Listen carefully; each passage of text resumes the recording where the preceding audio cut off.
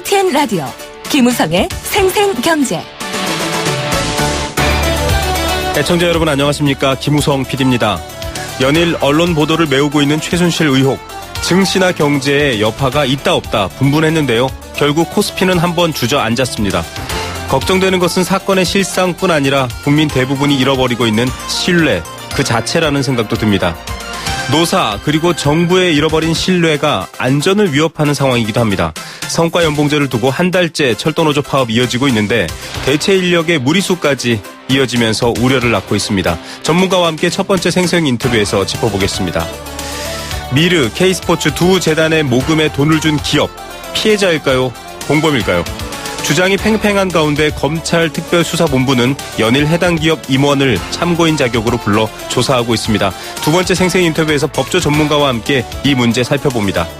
화요일은 경제 도미노 마련되어 있습니다. 물가는 오르고 있는데 경기는 안 좋은 스태그플레이션 우려가 커지고 있습니다. 서민들 숨통이 막히는 상황인데요. 최백은 교수와 함께 이 문제도 확인해 보겠습니다. 2016년 11월 1일 화요일 김우성의 생생경제 지금 시작합니다.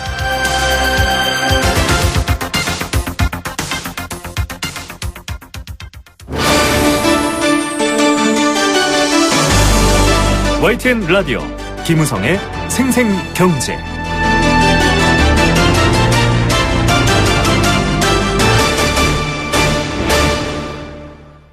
요즘 전철 혹은 국철을 타고 출근하시는 분들은 이 파업 관련된 안내 멘트 자주 들으실 겁니다. 철도 파업이 사상 최장 기간인 36일째를 기록하고 있습니다.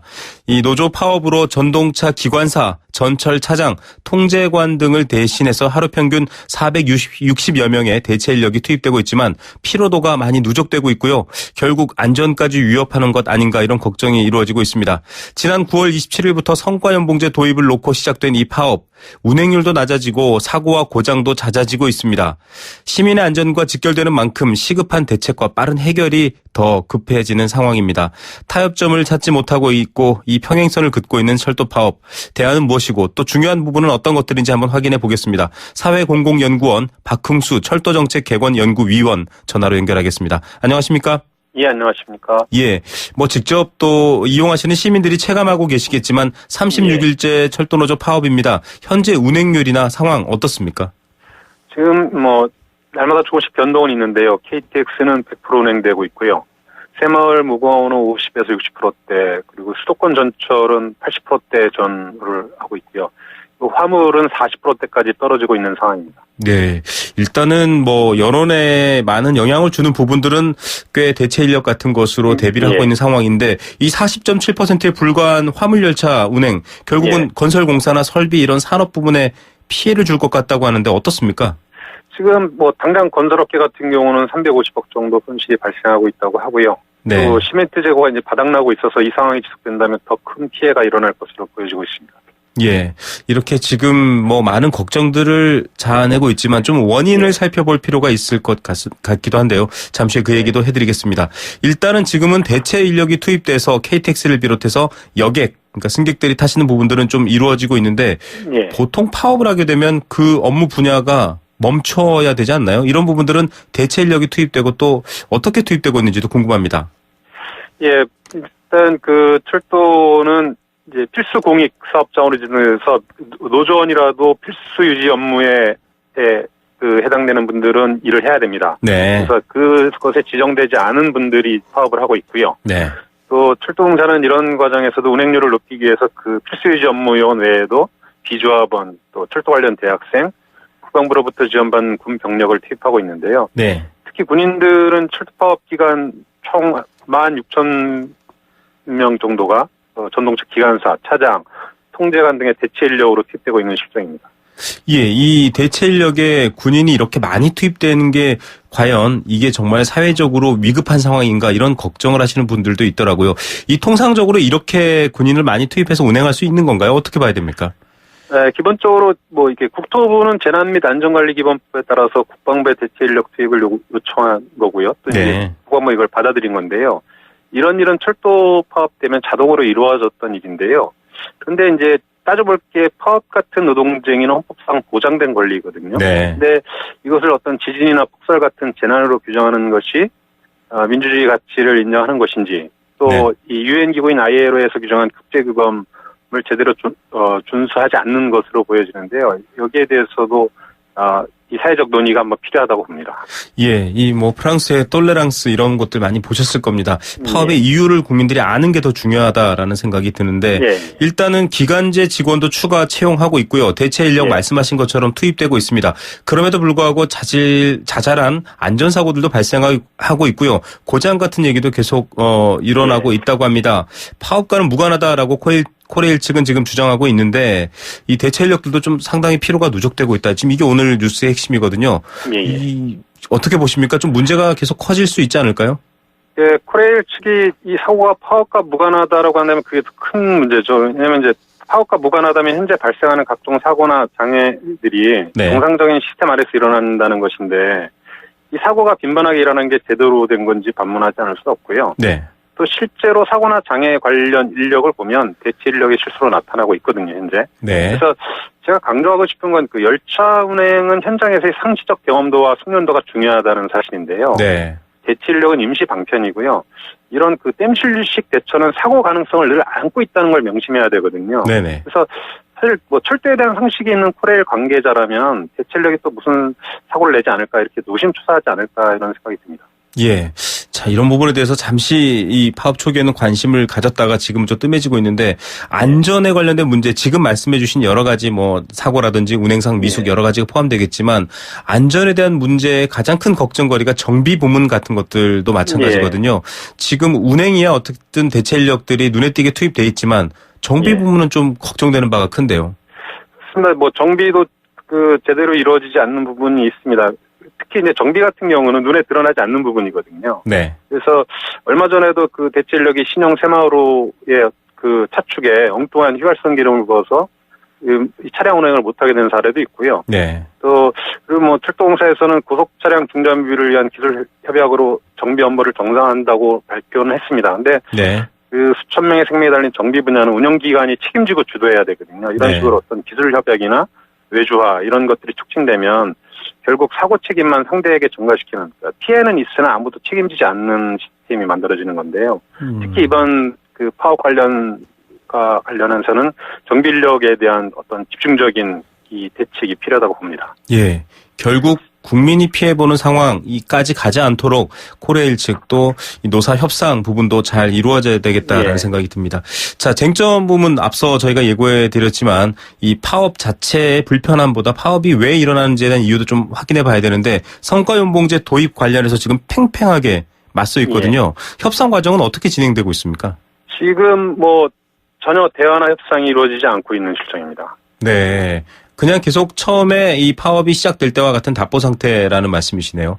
예, 그렇습니다. 뭐 정부나 코레일 측에서는 성과연봉제를 도입을 전제로 해서 이루어진 대화가 아니면 어떤 대화나 협상도 하지 않겠다는 입장이고요. 네. 이게 성과연봉제와 관련된 파업인데 이제 그 주제로는 대화를 하지 않겠다는 입장이기 때문에 계속 평행선을 달리고 있는 입장입니다. 지금 서울 지하철 노조는 파업을 중단하고 업무에 복귀를 했거든요.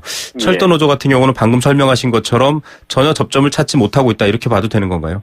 예, 그 서울시가 저는 어떤 사회적 대타협의 전형을 보여줬다고 생각하는데요. 네. 그 지난 4년간 우리 사회는 사실 소통이 없는 사회였습니다. 이게 옳으니 따르라 이런 구조였는데요. 네. 성과연봉제도 마찬가지고요. 제도가 도입되는 그 당사자인 노동자들의 의견은 처음부터 무시된 측면이 있고요. 네. 정말 사회에 이게 필요한 제도라면 시간이 걸리더라도 상대를 설득하거나 이해시키는 노력이 필요한 게 아니겠습니까? 네. 그래서 지금이라도 서울시처럼 노사 대화 테이블을 만드는 것이 중요하지 않나 이렇게 생각하고 있습니다. 결국 국민의 안전이라는 부분들, 편의라는 부분이 중요한데 이 철도 정책 관련해서 또 연구를 하시고 계신데요. 박홍수 위원께서 이 해외 사례도 마찬가지 철도 파업 같은 것들이 있어 왔지 않습니까? 유럽도 그렇고요. 또 일본 같은 경우도 그런 사례가 있는데 이 성과연봉제를 주제로 한 파업이 있는지 또 해외에는 성과연봉제를 이런 철도 민영화되지 않은 공공부문에 투입 실제로 적용했는지 좀 궁금한데요. 어떻습니까? 기본적으로 해외 철도 파트에서는 성과연봉제가 도입한 나라들이 없고요. 네. 이제 일부 소상화된 영국 같은 데서 성과연봉제가 도입됐다가 그 아주 많은 문제가 발생해서 예를 들면 그런 거죠. 어떤 이 선로 유지 감독자나 기관사가 차량에 이상이 있어서 뭐 열차를 몇 번 세우고 안전을 점검한 다음에 뭐 가는 기관사가 있고 선로 관리자가 있다고 한다면 네. 어떤 관리 감독자는 그냥 좀 이상 있어도 열차를 계속 보내는 겁니다. 네. 그러면 연말에 성과급을 누가 더 받느냐? 네. 열차를 자주 세워서 안전을 점검했던 사람들보다는 그냥 열차를 통과시켜서 수익을 올렸던 사람들이 더 성과를 많이 받게 되는 거죠. 이런 네. 것들이 있었는데요. 근데 이런 아주 특별한 경우에는 철도 분야에서 성과제를 통해서 어떤 수익을 올리는 시스템은 해외 사례에서도 없는 사례로 알고 있습니다. 자, 그럼에도 불구하고 지금 정부 여당은 노동개혁의 일환으로서 이 성과연봉제 굉장히 중요하게 밀어붙이고 있습니다.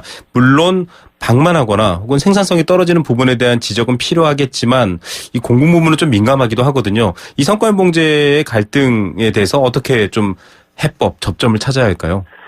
뭐 성과연봉제 관련해서 많은 찬반 논란이 있지만 그걸 차치하고라도 현재 일어나는 갈등 상황에 대해서는 정부가 더 적극적으로 나서야 된다고 보는데요. 네.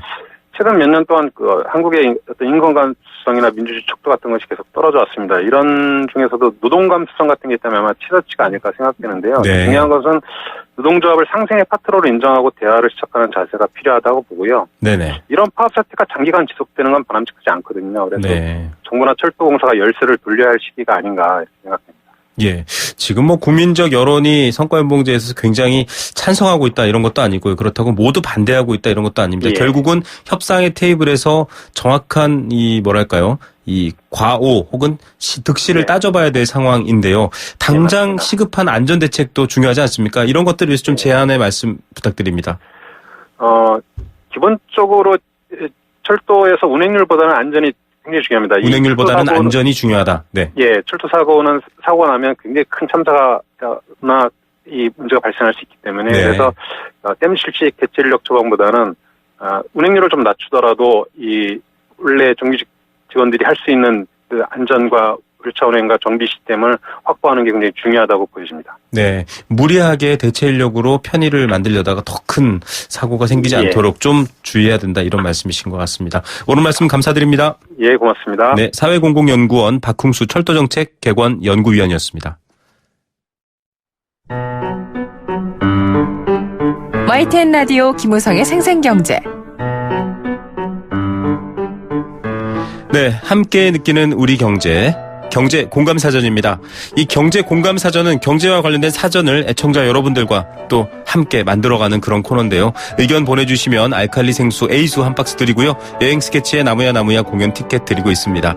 도심 속 꿈의 놀이터 일산 원마운트에서 워터파크 이용권 드리고 있고요. 선정능을 품은 도심 속 특급 호텔 라마다 서울 숙박권도 드리고 있습니다. 참여 방법은 단문 50원, 장문 100원, 정보 이용료 부과되는 샵 0945번 문자입니다. 오늘 경제 공감사전 물가 이야기입니다. 물가. 경기 침체에도 불구하고 계속해서 오르는 게 바로 이 물가입니다.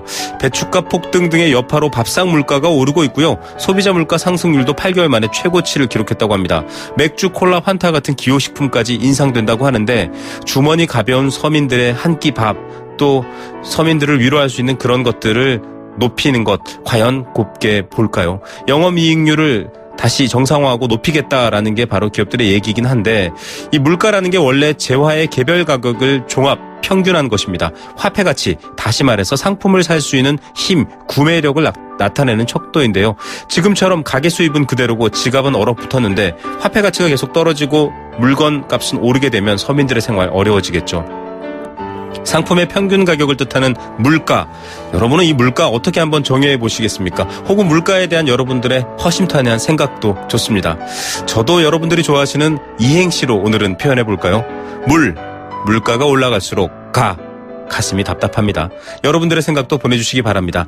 안내 말씀 하나 드릴게요. 무릎 아프신 분들께 유용한 소식 한 가지인데요. 무릎 관절염 때문에 아파서 외출도 힘들고 밤잠도 이룰 수 없지만 비싼 수술비 때문에 치료를 망설이는 어르신들이 많으실 겁니다. 대한노인회 노인의료나눔재단이 보건복지부와 함께 오는 12월까지 총 2,600명의 어르신께 무릎 관절염 수술을 받으실 수 있도록 수술비 지원해드린다고 합니다. 경제적으로 어려운 만 65세 이상의 퇴행성 무릎 관절염 어르신이라면 누구나 신청 가능하고요. 부담이 많이 되는 간병까지도 무료로 지원된다고 하니까 연락하셔서 혜택 보시면 좋을 것 같습니다. 본인 아니더라도 가족이나 이웃 등의 대리 신청도 가능합니다. 12월까지 신청을 받으니까 여러분들의 많은 참여 부탁드리고요. 문의 및 신청은 1661-6595, 1661 6595번으로 하실 수 있다고 합니다. 생생경제 1부 여기서 마치겠습니다. 생생경제는 포스코와 함께했고요. 제2의 도약 글로벌 리딩공항 인천국제공항공사와 함께했습니다. 캠페인 들으시고요. 경제 톱뉴스로 돌아옵니다. YTN 라디오 캠페인 물 없는 한라산, 물 없는 제주 바다를 상상할 수 있나요? 제주의 아름다운 자연과 풍경은 깨끗하고 건강한 물이 있기에 가능합니다. 제주를 아름답게 만들어주는 건강한 물은 우리의 몸과 마음도 아름답게 만들어줍니다. 건강한 몸과 마음을 지키는 일. 아름다운 물을 사랑하고 지키는 일에서부터 시작됩니다. YTN 라디오 아름다운 물 캠페인은 광동제약과 제주특별자치도 개발공사와 함께합니다. 김민아 씨, 한 해 전기 사고가 얼마나 일어나는 줄 아세요? 네, 전기화재는 1년에 약 8,000건, 감전사고도 500여 건이나 일어난대요. 맞습니다. 그래서 생활 속에서 전기 안전을 실천하는 노력이 중요한 거죠. 콘센트에 꽂는 플러그는 최소한으로 줄이고 빈 곳은 안전막이로 덮어두고 외출할 때는 플러그를 빼두고 한 달에 한 번 누전 차단기 확인도 잊어서는 안 되겠죠. 그뿐인가요? 냉난방기기는 너무 오래 켜두지 말고 가끔은 제일 쌓인 먼지도 깨끗이 닦아주어야죠. 안전은 아는 것보다 지키는 것이 중요합니다. 올바른 전기 사용 습관 지키는 만큼 안전해집니다. 이 캠페인은 산업통상자원부와 한국전기안전공사가 함께합니다.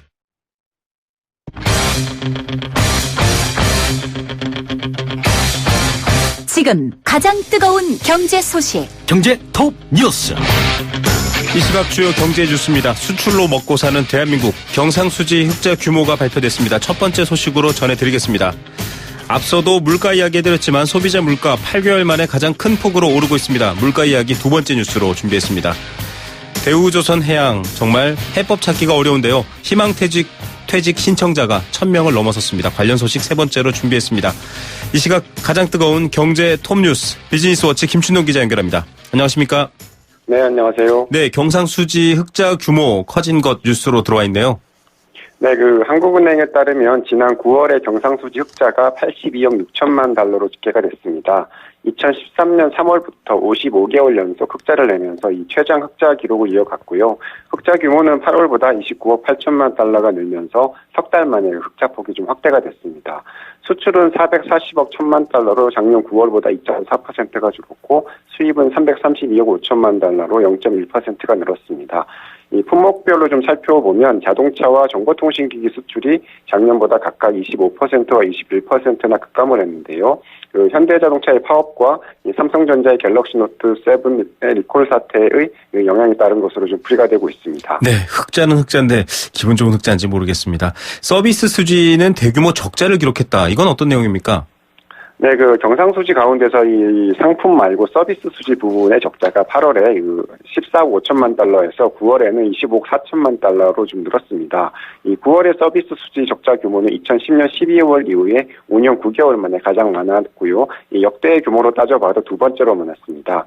이 여행 수지가 10억 9천만 달러로 이 적자폭이 가장 컸는데요. 이 그만큼 좀 해외여행을 좀 많이 나갔기 때문이고, 운송 수지도 8월 3천만 달러의 흑자에서 이 9월에는 2억 4천만 달러의 적자로 돌아섰는데, 이 한진해운의 법정관리 사태 등에 따른 이 해운업계의 부진에 따른 것으로 좀 풀이가 되고 있습니다. 네, 여러 지표들의 성적표들이 나오고 있습니다. 소비자 물가는 8개월 만에 가장 큰 폭으로 오르고 있다. 참 한숨 쉬게 하는 뉴스네요. 네, 이 통계청의 자료인데요. 지난달 소비자 물가 지수가 1년 전보다 1.3%가 올랐는데, 올해 2월에 1.3% 이후에 8개월 만에 상승폭이 가장 컸습니다. 소비자 물가 상승률은 5월부터 8월까지 계속 0%대에 머물다가 이 9월에 1%대로 올라섰는데요. 이번에 또 1%대를 기록을 하면서 두 달 연속 1%대 상승률을 이어갔습니다. 이 농축수산물 가격이 1년 전보다 8.1%나 오르면서 이 전체 물가를 0.6%포인트나 끌어올렸는데, 특히 농산물 가격이 10.3%나 뛰었고요. 축산물과 수산물도 5% 넘게 오르면서 이 물가 상승을 좀 견인을 했습니다. 네, 생활 물가 상승률은 어떻습니까? 네, 생활 물가가 더 많이 올랐는데 27개월 만에 최고 수준을 기록을 했습니다. 이 생활 물가 지수는 작년 10월보다 1%가 올랐는데요. 2014년 7월 이후에 2년 3개월 만에 상승률이 좀 가장 높았습니다. 생활 물가 지수가 많이 오르는 이유를 좀 보니까 이 전기료 인하 효과가 좀 사라진 영향이 컸는데 실제로 전기료 인하 덕분에 9월에는 13.9%나 떨어졌던 전기, 수도, 가스 가격이 인하 효과가 좀 사라지면서 9월에는 8.2%, 10월에는 8.2% 하락한 데 그쳤습니다. 네. 소비자들이 자주 사는 채소와 과일, 생선 등의 물가인 신선식품 지수도 15.4%나 뛰었는데요. 특히 신선 채소가 42%나 급등하면서 전체 상승세를 이끌었는데 이 배추가 147%, 이 무가 140%나 오르는 등 일부 농산물은 이 가격이 배 이상 좀 뛰었습니다. 예, 김장 걱정이 많이 되실 것 같습니다. 대우조선해양 이 희망퇴직 신청자가 1,000명을 넘어서고 있네요. 계속 상승합니까? 어떻습니까?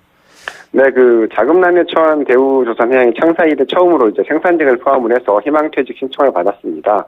지난달 7일부터 접수를 받아서 어제자로 좀 마감을 했는데 신청자가 최종적으로 1,000명을 넘어선 것으로 집계가 됐습니다. 네네. 당초 목표가 1,000명이었으니까 이 목표는 채운 건데 이번에 처음으로 희망퇴직 신청을 받은 생산직이 전체 신청자의 이 30% 정도를 차지를 했고요. 나머지는 70%는 사무직이었다고 합니다. 희망퇴직을 신청한 이들은 오늘자로 위로금을 받고 퇴직 처리될 예정이라고 합니다. 네, 추가 인력을 더 감축해야 된다 이런 얘기도 나오던데요. 네, 맞습니다. 대우조선은 이번 희망퇴직 외에 지원저주일 분사해서 올해 안에 2,000명 가량을 추가로 좀 줄이길 예정입니다. 지난 6월 말 현재 전체 임직원 수가 12,700명 정도였는데요. 30% 정도를 줄여서 10,000명 이하로 낮출 계획입니다.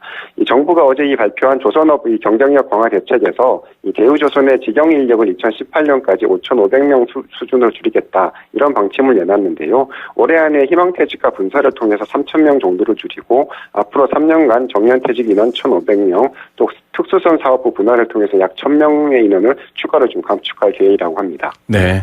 자, 지난달 신규 아파트 청약자 2007년 이후 가장 많았네요. 경제는 이렇게 어려운데. 네, 금융결제원 등에 따르면 지난달 전국적으로 74개 단지에서 41,19가구의 새 아파트 일반 분양이 이루어졌는데요. 이 단지 수로도 그렇고 가구 수로도 그렇고 올해 들어서 월 단위 기준으로 좀 가장 많았다고 합니다. 이 가운데서 1순위에서 마감된 단지가 85% 이상 차지했는데 이 월별 기준으로 1순위 마감 비율이 80%를 넘어선 건 2010년 2월 이후에 6년 9개월 만에 처음이라고 합니다. 지난달 공급된 아파트에 신청한 1순위 청약자는 82만 840명에 달했는데요. 인터넷 청약이 좀 의무화된 2007년 이후에 최대 규모라고 하고 그만큼 좀 청약 시장이 여전히 뜨겁다. 이렇게 좀 보시면 될 것 같습니다. 네, 경제 상황과는 좀 맞지 않은 것 같기도 한데 중도금 대출 규제도 하고 정부가 부채 좀 잡겠다라고 했는데 효과가 없는 건가요? 네, 그렇게 일단 보입니다. 전문가들은 지난달에 청약자들이 관심을 가질 만한 대단지와 인기단지가 좀 많이 나왔고, 또 이 정부가 부동산 대책을 좀 일찌감치 예고를 하면서 이 대책이 나오기 전에 분양을 좀 받으려는 수요가 좀 몰리면서 청약 과열 현상이 좀 빚어진 것으로 좀 분석을 하고 있습니다.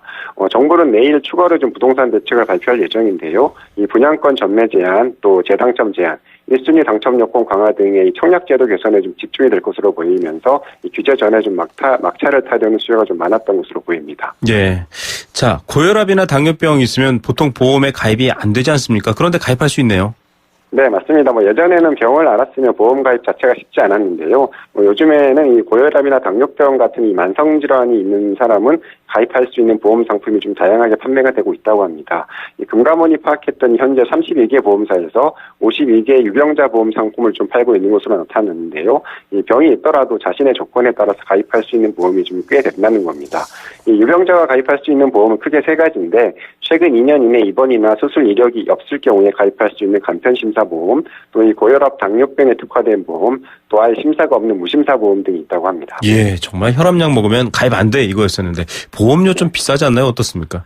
맞습니다. 보험료 차이는 꽤 큽니다. 아무래도 보험 가입 심사가 간단하거나 아예 심사가 없으니까 보험료가 비싸고 보장 범위도 좀 좁을 수밖에 없는데요. 이 보험료는 많게는 5배까지 비싼 경우가 있다고 하고, 그러니까 이 건강한 사람은 이 보험에 가입하면 좀 손해라고 보시면 됩니다.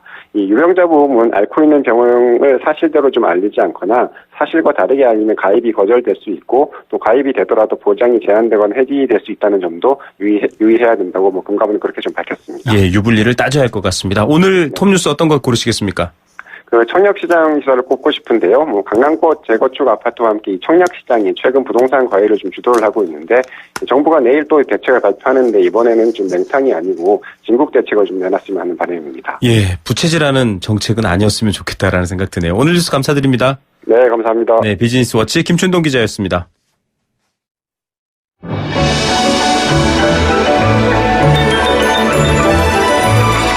오늘의 경제를 들여다보는 시원한 창. YTN 라디오 김우성의 생생경제 생생 인터뷰. 네, 두 번째 생생 인터뷰 보내드리겠습니다. 출퇴근길 전철 안에서도 그렇고요. 가족끼리 모여도 요즘은 한 사람 이름이 계속 등장합니다. 바로 최순실 씨인데요. 이 관련해서 지금 경제 분야도 수사가 활발하게 이루어지고 있습니다. 진보 보수에 이어 대기업까지 나서서 해체하자라고 주장했던 정경련, 이 정경유착의 골이었다라는 평가를 받고 저희도 인터뷰를 해드렸는데 검찰 특별수사본부는 연일 이 K스포츠, 미르재단에 돈을 댄 대기업 관계자들 본격적으로 소환 조사하고 있습니다. 재계는 바짝 긴장하고 있습니다. 기업들도 피해자다 이런 얘기도 하고 있는데 일면 수긍이 가면서도 또 조사 내용이 나올 때마다 과연 그럴까 하는 의문을 갖게 됩니다. 법률 전문가와 함께 이 문제 살펴보겠습니다. 대한변호사의 수석 대변인 역임하셨죠. 노영희 변호사 전화로 연결합니다. 안녕하십니까? 네, 안녕하십니까. 네. 자, 검찰 특별수사본부가 이번 사태 발화점이 된 미르 K스포츠 재단에 돈을 준 기업들의 임원들 불러서 지금 조사하고 있거든요. 검찰이 네. 이분들 불러서 조사하고 수사하는 내용이 도대체 뭘까요? 일단 핵심은 최순실 씨와 안종범 수석으로부터 실질적인 압력을 받고 기부 행위를 했는지, 만약에 청와대가 개입되어 있다면 강요를 한 것인지, 이와 같은 사실을 기업들이 알고 있었는지, 네. 투자는 언제 되었는지, 뭐 이런 그 경위와 관련된 것들을 집중적으로 확인해야 될 것 같습니다. 예, 뭐 일반 국민들은 생각하기 힘든 정도의 큰 규모의 돈이 왔다 갔다 했는데 이 돈이 오고 간 건 지금 팩트지 않습니까? 그런데 네네. 그 의도와 대가, 그 돈의 성격에 따라서 지금 이 혐의가 적용되느냐 안 되느냐에 대해도 관심사인 것 같습니다. 만약에 혐의를 적용한다면 어떤 법률적인 문제들이 있을까요? 예를 들어서 30일에 있었던 그 롯데그룹 같은 경우에는요. 네.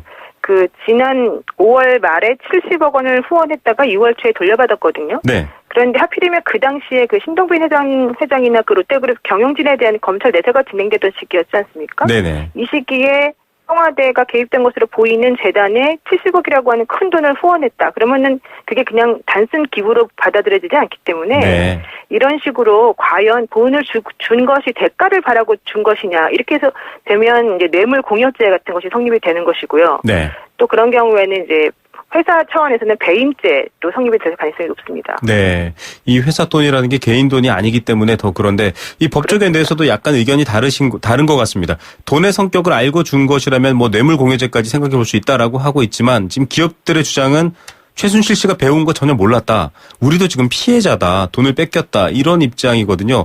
조사 결과 이런 네. 내용들이 받아들여질까요? 어떻게 보십니까? 그런데 이제 그 안종범 전 청와대 정책부정수석이 그 대기업 고위 관계자에게 직접 전화를 걸어서 재단에 대한 협조를 요청했다라고 하는 증언이 계속 나오고 있습니다. 네. 이런 상황이라고 한다면 기업 측에서 아무리 우리는 몰랐다. 전경련에서 모집하는 것으로 알고 그냥 단순히 기부를 한 것이다라고 말을 한다고 해서 네. 그 말이 액면 그대로 받아들여질 가능성은 별로 없거든요. 네네. 지금 현재 검찰에서도 그 부분에 대해서 집중 조사하는 것으로 알고 있고 만약에 그와 같은 혐의점이 사실로 인정이 된다면 당연히 뇌물공여죄도 성립이 되는 게 아닌가라는 판단입니다. 지금 뇌물공여죄가 성립될 거다라는 일반적인 여론들이 좀 있습니다. 뭐 문자가 공개되기도 했고요. 여러 가지 정황들이 그렇죠. 있는데 만약에 이게 진짜 뇌물공여죄로 혐의가 드러나게 되면 어떻게 되나요? 이 기업 오너들이나 이런 분들도 역시나 이번 이 최순실 게이트에 같이 엮이게 되는 겁니까? 그렇죠. 당연히 그렇게 되겠죠. 만약에 그 안종범 수석 등이 정말로 자신의 직권을 남용해서 이 기업들에게 후원금 명목으로 돈을 받아낸 것이라고 한다면 이 수석에 대해서는 직권 남용죄 혹은 제3자 뇌물죄 이런 혐의가 성립이 될 수 있거든요. 네네. 그런데 기업 입장에서라면 좀 전에 말씀드린 것처럼 이 정권에 돈을 내지 않으면 우리 회사가 뭐 좀 안 좋을 것이다라고 하는 그런 판단 때문에 돈을 지불한 것이 맞다면 당연히 뇌물 공여죄가 될 수 있는 것이고요. 네. 그다음에 기업 오너라고 하더라도 물론 이제 그 사업 정책과 관련해서 경영 판단이라고 변명을 할 수는 있겠지만 그럼에도 불구하고 이것이 불법적인 돈이라는 걸 알면서도 제공을 했다면 당연히 이건 배임죄에 해당이 되는 되는 거죠. 예, 지금 설명해 주셨지만 통상 뭐 기업들이 어떤 사회적 기여라든지 여러 가지 이로 해서 돈을 회사 돈을 지출할 수 있겠지만 거기에 필요한 절차 같은 것들이 있지 않습니까? 이번에 굉장히 빨리 짧게 결정됐다 이런 얘기가 있거든요. 어떤 절차상의 네. 문제점은 없습니까? 통상적으로 그 회사에서 큰 돈을 지불할 때에는 이사회의 결의를 거치는데요. 네. 그러한 결의 규정이 있음에도 불구하고 그런 절차를 거치지 않았다면 당연히 이 상법상으로는 사실 무효가 될 수 있는 상황이거든요. 네. 그리고 만약에 그러한 절차를 거쳤다 하더라도 불법에 공유될 것을 알면서도 돈을 지급한 것이라고 한다면 당연히 배임죄의 성립이 가능합니다. 네. 뭐 지금 이사회가 이런 부분에 대해서 감시 기능을 하지 못했다. 물론 그간의 이사회에 대한 부분들의 비판은 저희가 늘 해드리긴 했는데 주주라든지 일반적인 사회단체 같은 곳에서 그러면 이제 역으로 외부에서 고발 조치 같은 것들이 이루어질 수도 있겠네요. 그렇습니다. 지금 우리나라가 사실은 그 정경유착이라고 하는 그 끊을 수 없는 고리가 너무나 공고히 유지가 되고 있는데 몇 년 전까지는 또 그래도 이게 좀 끊어지는 게 아니냐라고 하는 그런 기류가 있었거든요. 네. 그러다가 이번 그 재단 모금 이 행위를 통해서 다시 사실은 겉으로 드러나지 않았던 사실이 있었다. 이런 우려가 지금 나오고 있는 건데요. 네. 실제 이런 그 기업이나 그 정부가 가지고 있는 잘못된 생각들이 고쳐지지 않는다면 이런 악순환의 고리 같은 것 혹은 불법의 고리가 과연 어떻게 해결될 수 있을 것인가 사실 매우 우려스러운 상황입니다. 예, 지금 뭐 모든 시선이 이 최순실 씨가 있는 이 구치소 또 검찰에 집중돼 있습니다.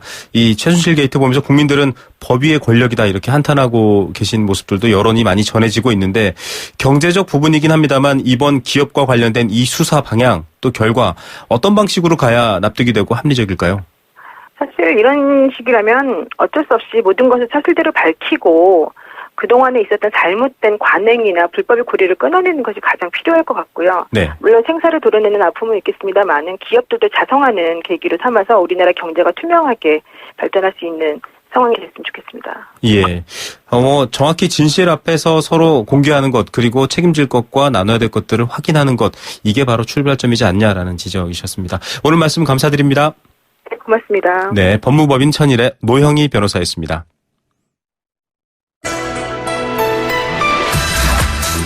세계 경제가 내 주머니 속으로 경제 도미노.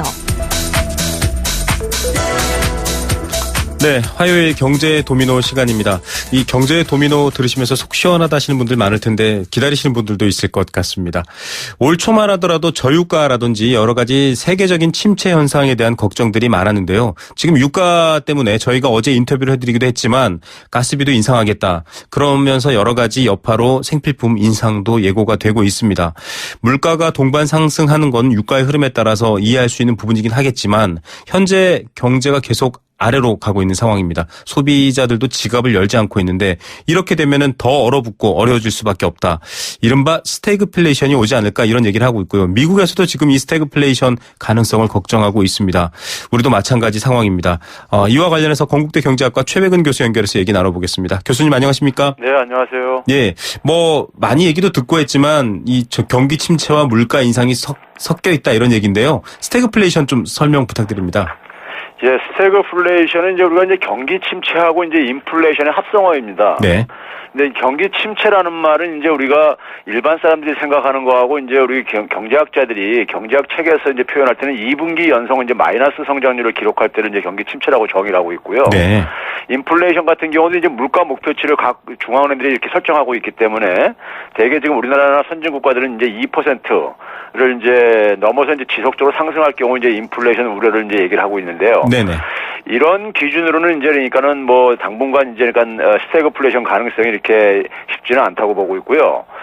이제 문제는 뭐냐면요. 이 물가가 이제 가파르게 뛰는 상황에서 네. 저성장이 지속될 경우에 이제 과거하고 달리요. 계층별로 이게 이제 상이하게 나타난다는 점입니다. 네. 서민 경제 같은 경우는 사실상 이미 스태그플레이션이 나타나고 있습니다. 네. 성장률은 우리가 평균 개념이거든요. 네네, 그렇죠. 그러니까 성장률이 높을 경우에는 대다수 국민들이 이제 소득의 증가를 경험합니다. 네. 근데 이제 성장률이 낮아졌을 때는 소득이 하락하는 계층도 발생을 해요. 네. 그러니까 소득이 하락한다는 얘기는 결국 이제 그러니까 이 계층들한테는 이제 이 경기가 침체되는 이제 현상인 거죠. 네. 거기다가 이제 물가가 상승하니까 이게 이제 스태그플레이션이죠. 예. 한국 같은 경우 보게 되면은 이미 서민층 같은 경우 스태그플레이션이 이미 진행되어 왔어요. 네. 예를 들어서 2분기 기준으로 해서 소득 40% 이하 가구는 소득이 줄어들고 있거든요. 네네.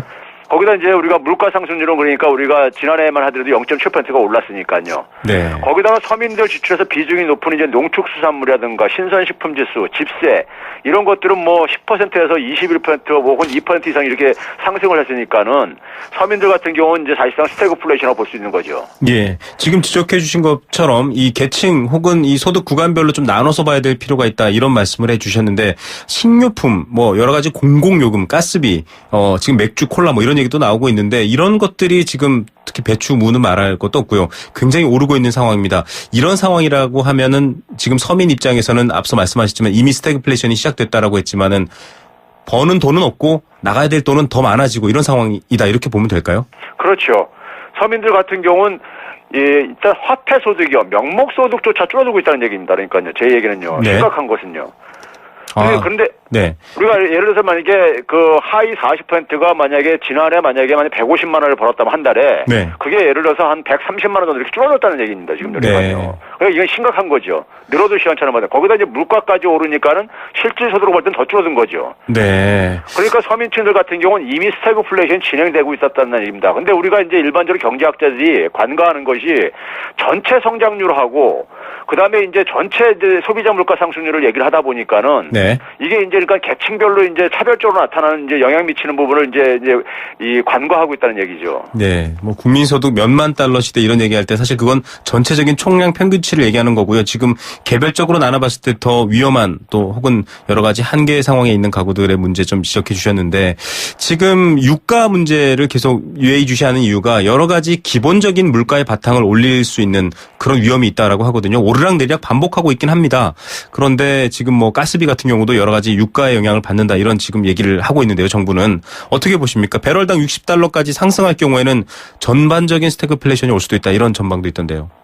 제가 지난 5월 달에 한번 이제 골드만삭스에서 이제 조만간에 60달러대에 도달할 거라고 이런 연말에 도달할 거라고 이런 진단을 한 거 가지고 뭐 방송에 나가서 제가 이제 그 진단을 하면서요. 네네. 그럴 가능성이 그렇게 크지 않다 저는 이렇게 얘기했었는데. 네. 근데 왜 그러냐면요. 이제 그 유가가 지금 이제 그러니까는 사실은 1년 전에 비해서는 한 5 내지 8% 정도 상승을 했습니다. 네. 이제 원자재 가격도 상승했지만은 과거에 이제 비해가지고 이제 그러니까 그 상승폭이 이제 크지 않고 대개 이제 50달러 대에서 지금 이제 오르락내리락 하는 이유가요. 네. 이유가 있는데 50달러 선이 넘게 되면 이제 셰일 오일이 이제 그러니까는 수익성이 이제 그러니까 안정적으로 확보가 되는 이 선이에요. 네. 거기다가 이제 뭐냐면은 이제 석유 수출 국가들이 그러니까 이제 감산을 해야지만이 이게 네. 효과가 있을 텐데 지금 합의가 안 되고 감산을 도출하는 게 쉽지 않고요. 네. 또 하나는 이제 수요 측면이 그러니까 여전히 좀 취약합니다. 세계 경제가 저성장이 지속되다 보니까는 그래서 이제 미국 에너지 정보청에 따르면 석유 수급 균형이 내년 3분기나 돼야지만 이제 거의 균형 상태에 도달할 걸로 보고 있거든요. 네. 이제 그러다 보니까는 이제 유가는 이제 그러니까는 60달러를 돌파하기는 그렇게 쉽지 않을 것 같다는 생각입니다. 예. 그림을 좀 나눠서 볼 필요가 있다. 앞서 모두에 말씀해 주신 얘기가 참 제일 이 부분에도 역시 와닿는 설명인 것 같습니다. 지금 뭐 경기 침체 문제, 이 스태그플레이션이 경기 침체와 물가 인상의 이 합성어라고 설명해 주셨는데 경기 침체 문제는 참 심각합니다. 소비 같은 경우에는 지금 3월부터 9월까지 계속해서 거의 퍼센테이지로만 쳐도 마이너스 10% 가까이 떨어지고 있는 상황인데 이렇게 될 경우에는 좀 악순환이 말씀하신 원하는 선순환이 아니라 악순환이 만들어지지 않습니까? 어떤 우려가 있을까요? 맞습니다. 제가 일전에도 한번 이 방송에서 얘기했지만은 우리나라 가계의 80%가요. 네. 소비를 그러니까 줄이고 있어요. 그러니까 네. 중상층조차도 그러니까 소비를 줄이는 데 가담을 하고 있다는 얘기는 네. 결국 뭐냐면은 미래에 대한 위기의식이 굉장히 고조가 되고 있다는 얘기입니다. 네. 그리고 소득에서 소비를 줄인다는 얘기는 결국 뭐냐면 예비적인 저축을 늘리고 있다는 얘기입니다. 네. 미래가 불안하다 보니까 미래에 어떤 일이 일어났을 때 방어하기 위해서 그러니까요. 네. 그래서 이제 이런 상태 속에서 이제 물가가 오르게 되면 가계의 실질 소득은 이제 감소하잖아요. 네. 그러면 통화당국은 이제 정책 금리를 인상할 수밖에 없습니다. 아, 금리 인상 가능성도 그렇죠. 네. 그러면 금리가 인상되게 되면 기업 투자를 비롯해서 그다음에 부동산 시장, 가계부채 등에 큰 부담으로 작용하죠. 네. 그럼 다시 이제 이게 내수 위축으로 작용하고요. 자산 가치가 또 하락하게 되고요. 네. 그것도 이게 소비 위축으로라는 악순환 고리를 형성하면서 경기를 더욱더 침체시킬 수밖에 없다는 얘기죠. 뭐 그런 일이 생겨서는 안 되겠지만은 교수님 뭐 앞서 말씀하신 저소득층의 스태그플레이션과 지금 말씀하신 악순환, 경기 침체 악순환 이런 것들이 해소되지 않고 만약에 극단적 상황까지 가게 되면 어떤 현상들이 벌어질 수 있는 건가요? 이 상황이 극단적으로 가게 되면 우리 이제 성장은 사실상 제가 볼 땐 정체가 중단이 돼버리고요. 네. 중단이 되고 그다음에 이제 우리나라 같은 경우는 이제 일본 옆에 나라는 일본과 달리요. 네. 일본은 지금 그러니까 물가가 안 오르는 디플레이션 상황에 있는데요. 네. 우리나라는 서민 물가는 계속해서 오를 수밖에 없는 취약 구조를 갖고 있어요. 네. 왜 그러냐면 대외 의존도가 굉장히 높다 보니까요. 석유도 수입을 해야 되고.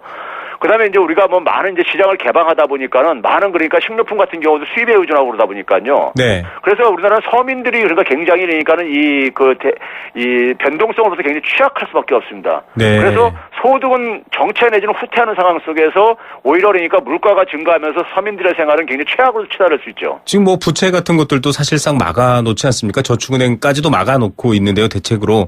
그렇게 가다 보면은 뭐 일본처럼 내수라는 어떤 든든한 바탕이 있는 게 아니기 때문에 결국은 좀 상상하기 힘든 뭐 IMF 이상의 일들도 생길 수 있다 이렇게 전망할 수 있는 건가요? 그렇죠. 사실상 그러니까 서민들 경제는 사실상 그러니까 저는 완전히 붕괴가 될 수 있다고 생각합니다. 예, 가장 먼저 찬바람을 맞고 정말 위험에 빠질 수 있는 게 서민 경제다라고 말씀해 주셨습니다.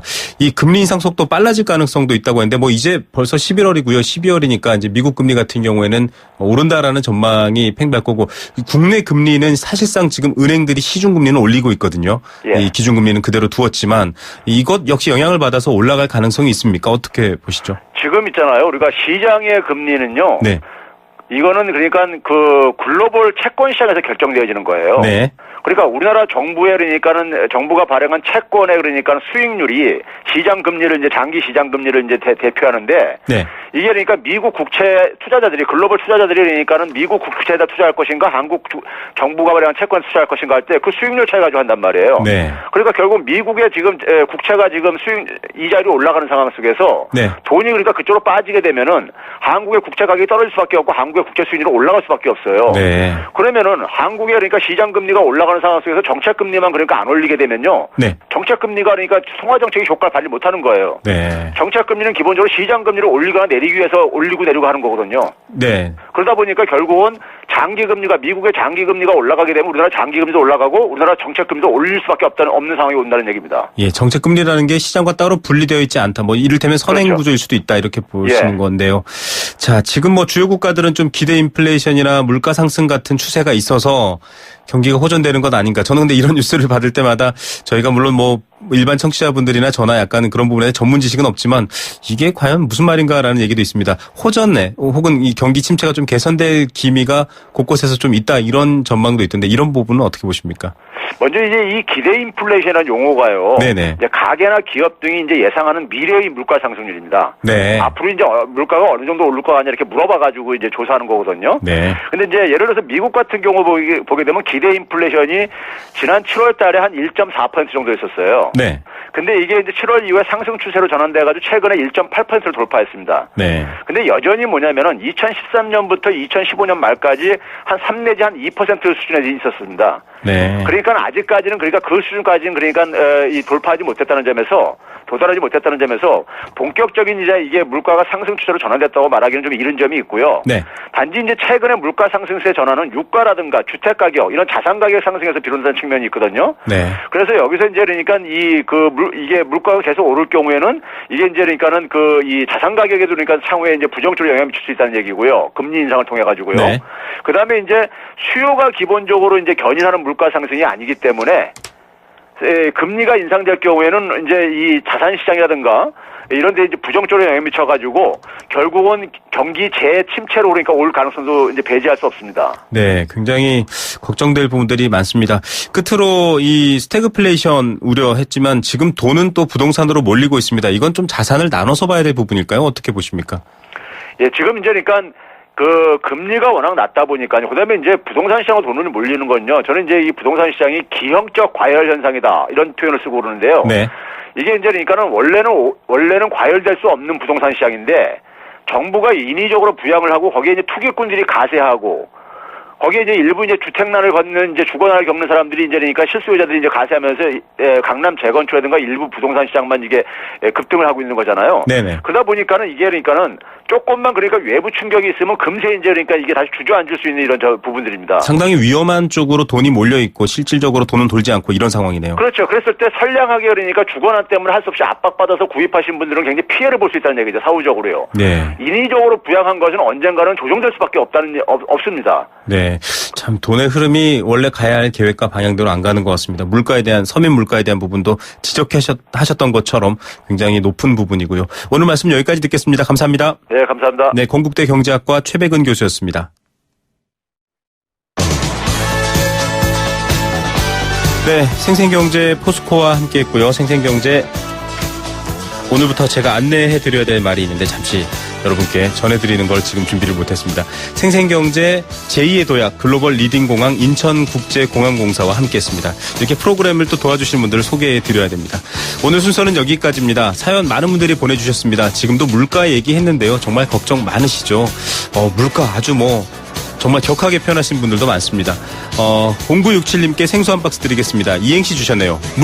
물가는 계속 오르는데 가계소득은 줄어들고 서민들 곡소리만 늘어나는구나. 어찌 살란 말이요?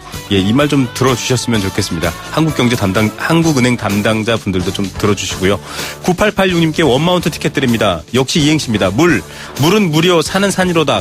가슴이 답답하시죠? 국민 여러분, 좋은 날 올 거예요. 힘내세요. 그래도 또 힘내고 기운 낼 수밖에 없는 게 바로 우리의 운명인 것 같다라는 생각도 드네요. 네, 여러 가지로 물가 걱정 많으신데요. 이럴 때일수록 또 경제 프로그램, 경제 이야기 눈여겨보시면서 똑똑하고 또 안심되는 소비하셔서 대비 잘 하시는 게 나을 것 같습니다. 혼자 힘든 게 아니고요. 다 같이 힘드니까 또 언젠가는 이겨낼 수 있지 않을까요? 내일도 도움되는 경제 이야기로 여러분과 함께 하겠습니다. 내일 오후 3시 10분에 찾아옵니다. 김우성의 생생경제였습니다.